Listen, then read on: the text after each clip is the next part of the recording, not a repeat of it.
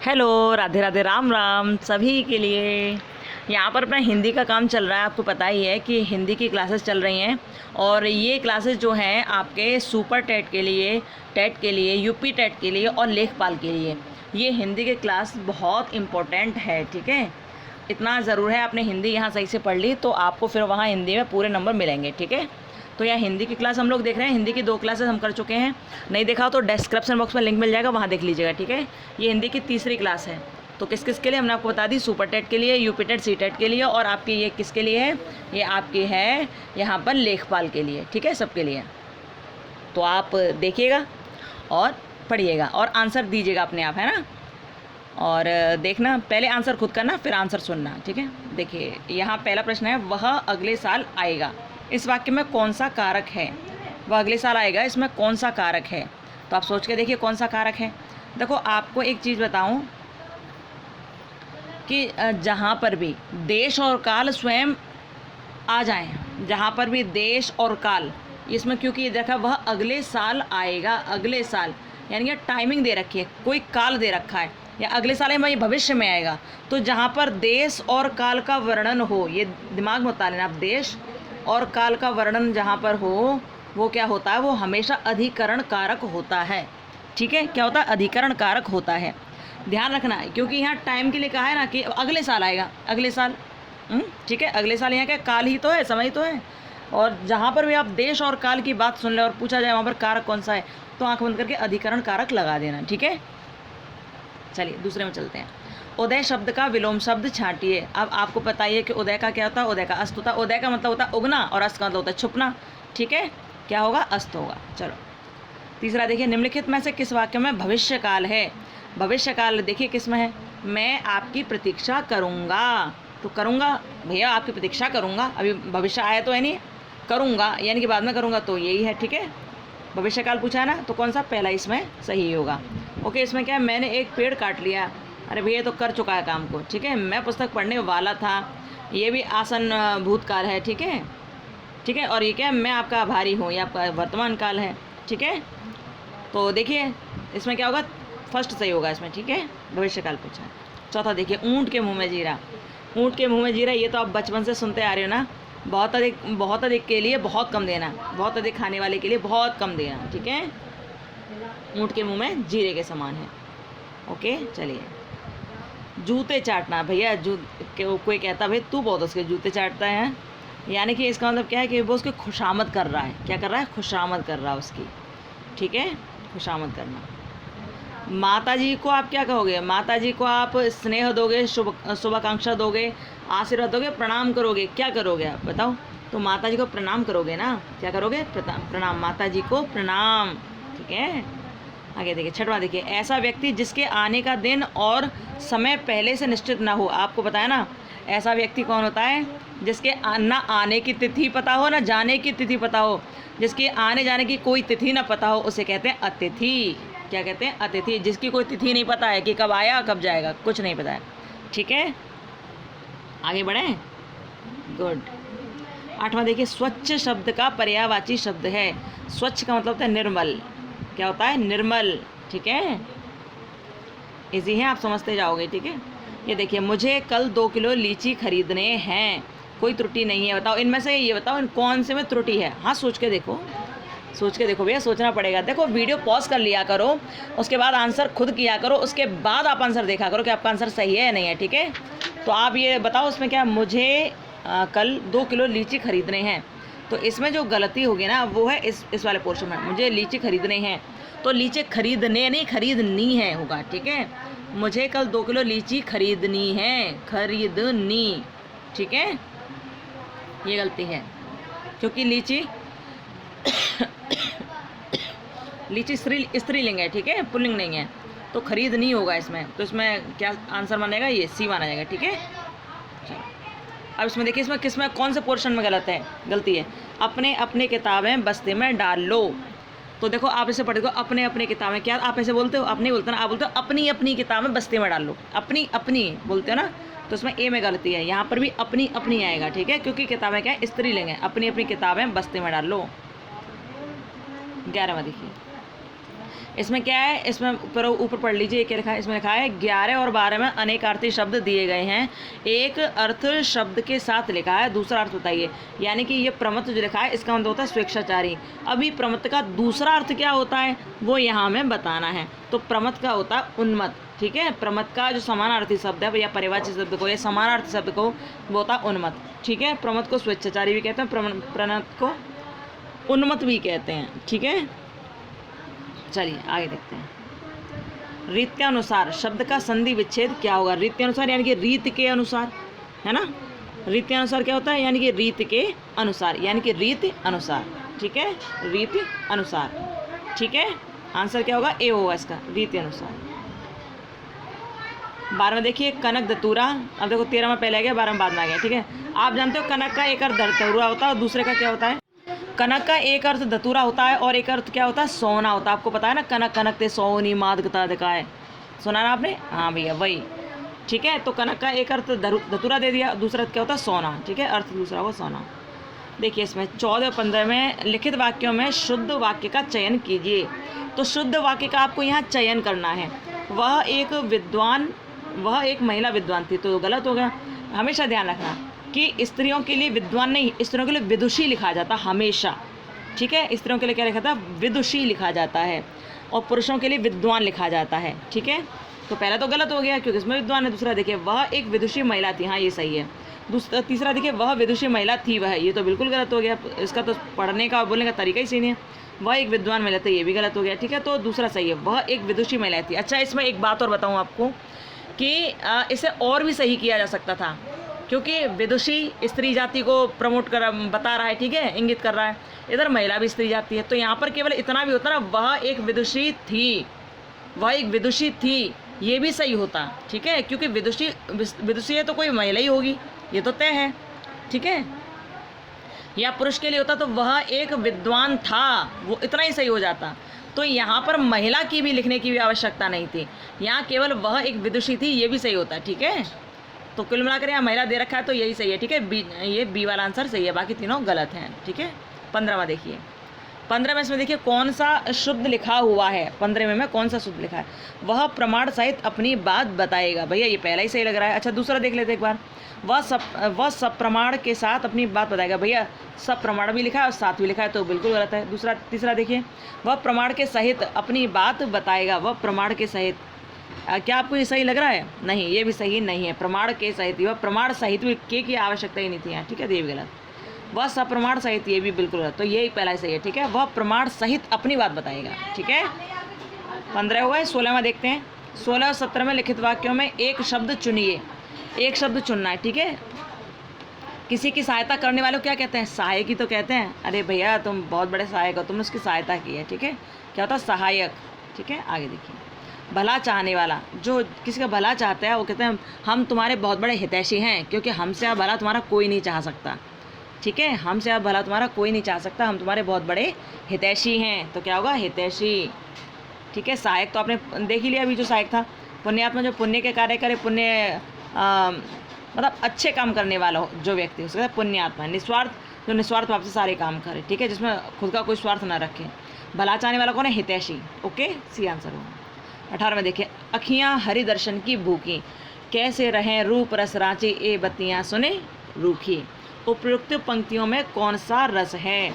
अब देखो रस कौन सा है। यहाँ पर क्या है? आँखें जो है ना वो भगवान के दर्शन की भूखी हैं। कभी क्या कहना चाह रहा है कि आँखें भगवान के दर्शन की भूखी हैं। कैसे रहें रूप रस रांची, ए बत्तियाँ सुन रूखी। मतलब भगवान नज़र नहीं आ रहे हैं, ये आँखें चाहती हैं भगवान के दर्शन पाना, क्योंकि उनके बिना वो कुछ समझ नहीं पा रहे क्या करना चाहिए क्या नहीं करना चाहिए। तो ये कौन सा होगा? क्या वीर रस होगा? भैया इसमें वीरता की कोई बात है ही नहीं। क्या शांत होगा? शांत रस होगा? शांति की कोई बात है ही नहीं। इसमें रोने धोने की बात चल रही है। और रोना भी कैसा? कि अपने प्रेमी के लिए रोना, किसी ऐसे के लिए रोना जो आप जिससे बहुत प्रेम और जिसके प्रति भक्ति रखते हो। तो क्या है? ये वियोग रस है, ठीक है। क्या है? ये वियोग है, ठीक है। क्या है? वियोग श्रृंगार रस होगा ये, ओके, ध्यान रखना। कहते हैं कि ये जो है ना, जहाँ पर कहीं भी अपने भक्ति की प्रामाणिकता दिखाई जाए, ठीक है, जहाँ पर ऐसी बात हो, अपने प्रभु के, अपने इष्ट के दर्शन की बात हो, या अपने प्रेमी के दर्शन की बात हो और उसे मिल नहीं पा रहे हों, परेशानी हो, तो वहाँ वियोग श्रृंगार रस होता है। श्रृंगार रस भी और वियोग भी है इसमें, ठीक है, वो शब्दों से पता चल जाता है ना। और ये जो पद है ना सूरदास जी का, ये पद गोपियों के विरह की पीड़ा को बता रहा है। गोपियाँ कितनी दुखी हैं भगवान कृष्ण के दर्शन बिना पाए, कितनी दुखी हैं। तो ये सूरदास जी का पद है और यही बता रहा है कि गोपियाँ चाहती हैं भगवान के दर्शन पाना, इसलिए वो दुखी हैं, ठीक है। वो वियोग में है, वियोग श्रृंगार रस यहाँ पर सही होगा, ठीक है, ब्यास इसका आंसर होगा। आगे बढ़ते हैं। विद्वान शब्द का स्त्रीलिंग क्या होगा? अभी आपको बताया था ना, विद्वान जहाँ होगा विद्वान पुरुष होते हैं और विदुषी स्त्रियाँ होती हैं। कौन होते हैं? विदुषी। विद्वान का क्या होगा? विदुषी होगा, ठीक है। ये देखिए, निम्नलिखित शब्दों में तद्भव शब्द का चयन कीजिए। तद्भव आप बताओ, तद्भव तो आप बता दोगे ना आराम से, कोई दिक्कत नहीं है, बहुत ईजी है। गुड, सही जा रहे हो। इसका होगा प्यास, ठीक है, क्या होगा? प्यास। बाकी सब जितने भी है ना, ये सब तत्सम शब्द हैं, ठीक है, बाकी सब तत्सम है। कुछ पहचान होते हो ध्यान रखा करो, जैसे यह नीचे रा उड़ा हुआ है, या बीच में सरा बना हुआ है, या नीचे द्वे बना हुआ है, तो ये जो है ना, ये इंगित करते हैं कि ये तत्सम है, ठीक है, ये तत्सम है। और तद्भव बिल्कुल सीधे सीधे लग दिया जाता है, ठीक है। चलिए, काली घटा का घमंड घटा। ओ भैया, इसमें दो बात बोल दिए हैं। इसमें क्या हो रहा है, इसमें आप देखिए एक बार क्या हो रहा है कि काली घटा का घमंड घटा, इसमें कौन सा अलंकार है? अलंकार पूछा है, तो इसमें कौन सा अलंकार होगा? यमक अलंकार इसमें होगा। कौन सा होगा? इसमें यमक अलंकार होगा, क्योंकि यहाँ एक शब्द की आवृत्ति 2 बार की गई है, ठीक है। जहाँ एक शब्द की आवृत्ति की जाए 2 बार या 2 से अधिक बार, वहाँ होता है यमक अलंकार। ध्यान रखना, 2 अलंकार होते हैं, एक होता है अनुप्रास और एक होता है यमक, ठीक है। इनमें थोड़ा थोड़ा अंतर है। थोड़ा थोड़ा अंतर बोले तो कि जहाँ एक शब्द की आवृत्ति 1 से अधिक बार की जाए तो वहाँ तो यमक अलंकार होता है, लेकिन जहाँ एक अक्षर की आवृत्ति 1 से अधिक बार की, अक्षर की, ठीक है, अक्षर की आवृत्ति की जाए तो वहाँ क्या होता है? वहाँ पर होता है अनुप्रास अलंकार। अनुप्रास में एक अक्षर की आवृत्ति देखी जाती है, ठीक है, और यमक अलंकार में एक शब्द की आवृत्ति देखी जाती है, ठीक है। जैसे कि अनुप्रास का देखो, अनुप्रास का क्या है? अनुप्रास का देखो आप, तो तनु तड़प तड़प कर तप्त तात ने त्यागा, यहाँ तड़प तड़प 2 बार दे दिया है, ठीक है। तो यहाँ एक शब्द की आवृत्ति होगी, ये हो गया यमक अलंकार। लेकिन जब हम देख लें कि जब हम कोई और दूसरा देख लें, तरनी तनुजा तट तमाल तरवर तर बहुछाई, यहाँ त त त त त त त आ रहा है, लेकिन शब्द 2 बार नहीं आया, ठीक है। यहाँ पर वर्ण आया है 2 बार, यहाँ देखो तरनी तनुजा तट तमाल तरवर तर बहुछाई, ठीक है, तो वो अनुप्रास अलंकार हो जाएगा। लेकिन यहाँ पर यहाँ शब्द की आवृत्ति हुई है तो यहाँ यमक अलंकार होगा। वर्ण की आवृत्ति होती तो अनुप्रास अलंकार होता है, ठीक है। 22 में देखिए, चाकू शब्द का बहुवचन क्या होगा? घर में आपके में चाकू होते होंगे, सबके घर में चाकू भैया। बताओ चाकू को आप क्या बोलते हैं? जब आपके सामने बहुत सारे चाकू इकट्ठे रख दिए जाते हैं, क्या बोलते हो? चाकू ही तो बोलते हो। चाकू का जो बहुवचन होता है वो चाकू ही होता है, ठीक है, ओके, ध्यान रखना। और इसमें तो आप समझ ही गए होंगे, इसमें हमने आपको बता ही दिया है क्या है इसमें। जहाँ एक शब्द की आवृत्ति बार बार हो वहाँ यमक अलंकार होता है। लेकिन एक बात और ध्यान रखना, शब्द की आवृत्ति बार बार हो और अर्थ अलग अलग आए, ठीक है, अर्थ अलग अलग आए, ठीक है, ध्यान रखना इसमें कि शब्द की आवृत्ति बार बार हो और अर्थ अलग अलग आए तो वहाँ क्या होता है? वहाँ होता है यमक अलंकार, ठीक है। यहाँ पर काली घटा बोले तो आसमान में काली घटाएं दिखाई देती हैं, वो वाली घटा, ठीक है। और का घमंड घटा, इसमें घटा का मतलब है कम होना, ठीक है, घटा का मतलब होता है कम होना, ठीक है, यानी कि जो आसमान में काली घटा ना उसका घमंड कम हो गया, ठीक है। तो यहाँ एक शब्द की आवृत्ति 2 बार की गई लेकिन दोनों का अर्थ अलग अलग है, ठीक है, ओके, तो ध्यान रखना। जैसे वह बताया था ना, कनक कनक से 100 गुनी माद दिखाए, ठीक है, बा खाए बोराए जग या पाए बोराए, तो भैया वहाँ भी कनक कनक को 2 बार प्रयोग किया गया था, दोनों का अर्थ अलग था, एक सोना था एक धतूरा था।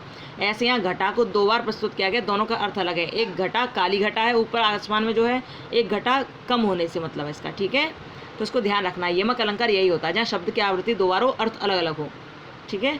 और अनुप्रास होता है जहाँ वर्ण की आवृत्ति हो, ठीक। चलो, ये आपने देखे चाकू का चाकू ही होगा।